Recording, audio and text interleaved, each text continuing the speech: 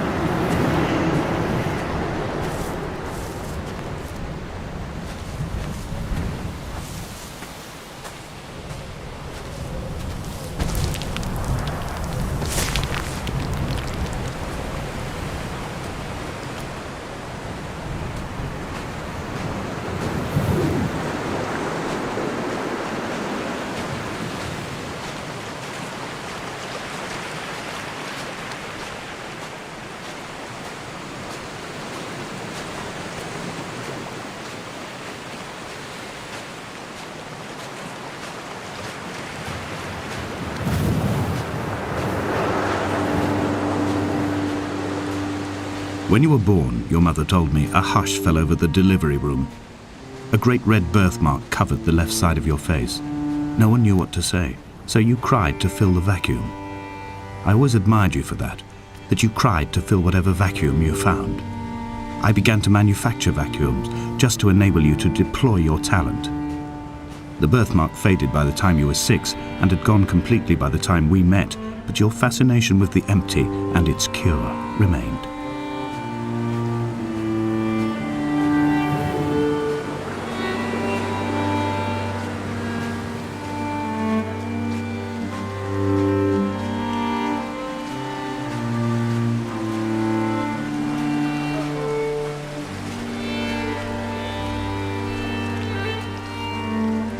I have found the ship's manifest, crumpled and waterlogged under a stash of paint cans. It tells me that along with this present cargo, there was a large quantity of antacid yogurt bound for the European market.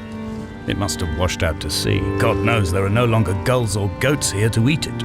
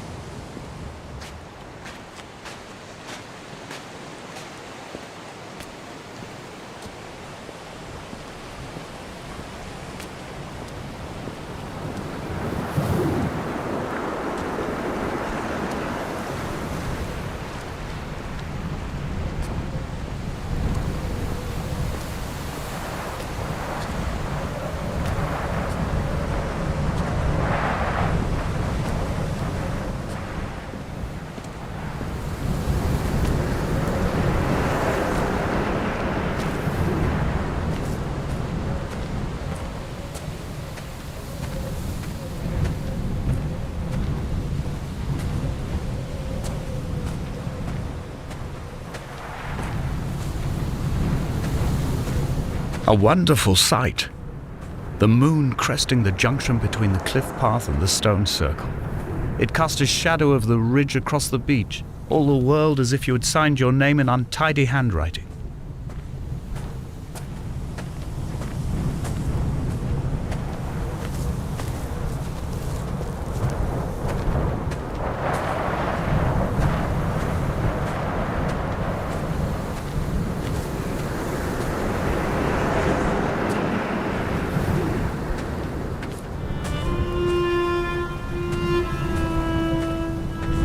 When someone had died or was dying, or was so ill they gave up what little hope they could sacrifice, they cut parallel lines into the cliff, exposing the white chalk beneath. You could see them from the mainland or the fishing boats, and know to send aid or impose a cordon of protection, and wait a generation until whatever pestilence stalked the cliff paths died along with its hosts. My lines are just for this: to keep any would-be rescuers at bay. The infection is not simply of the flesh.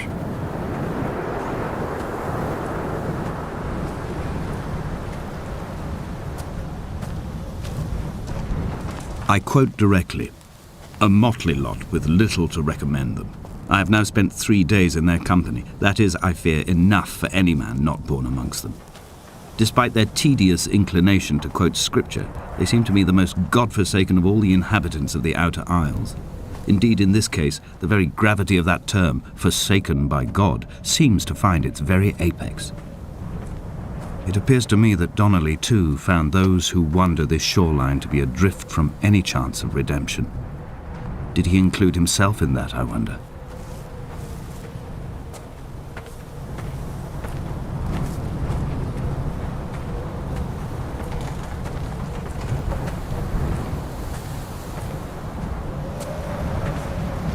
Dear Esther, I met Paul. I made my own little pilgrimage. My Damascus, a small semi-detached on the outskirts of Wolverhampton.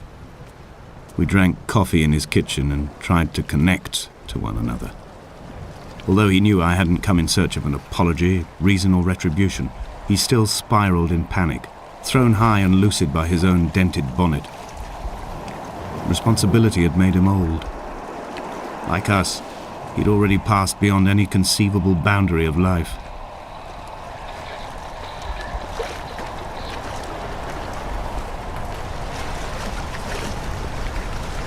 find myself increasingly unable to find that point where the hermit ends and Paul and I begin.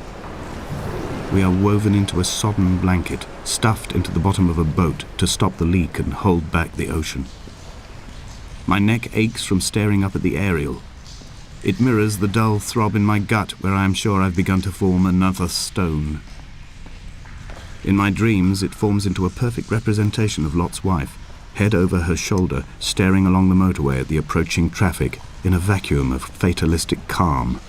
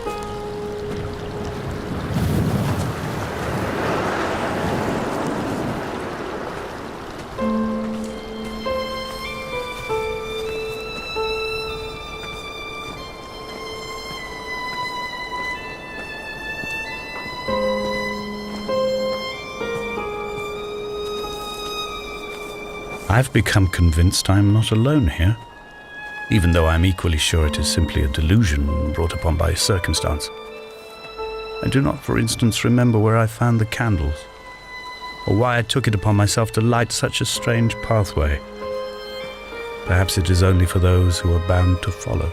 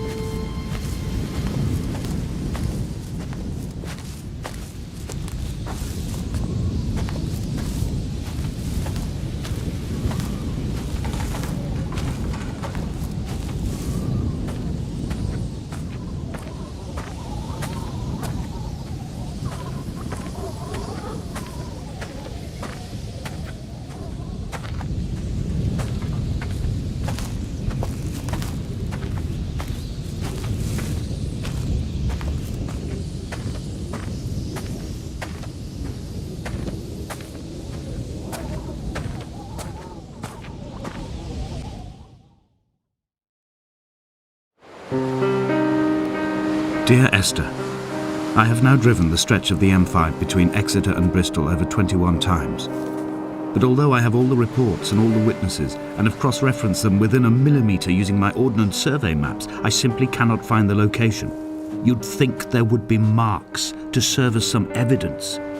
It's somewhere between the turn-off for Sandford and the welcome brake services, but although I can always see it in my rear-view mirror, I have as yet been unable to pull ashore.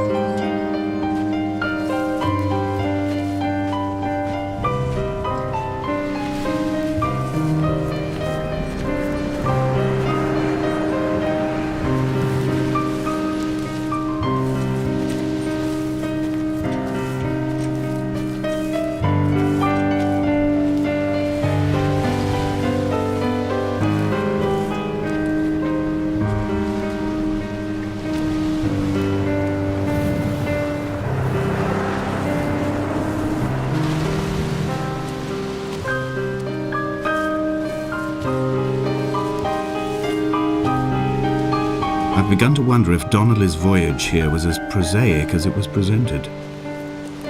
How disappointed not to have found the bones of the holy man. No wonder he hated the inhabitants so. To him they must have seemed like barnacles mindlessly clinging to a mercy seat. Why cling so hard to the rock? Because it is the only thing that stops us from sliding into the ocean, into oblivion.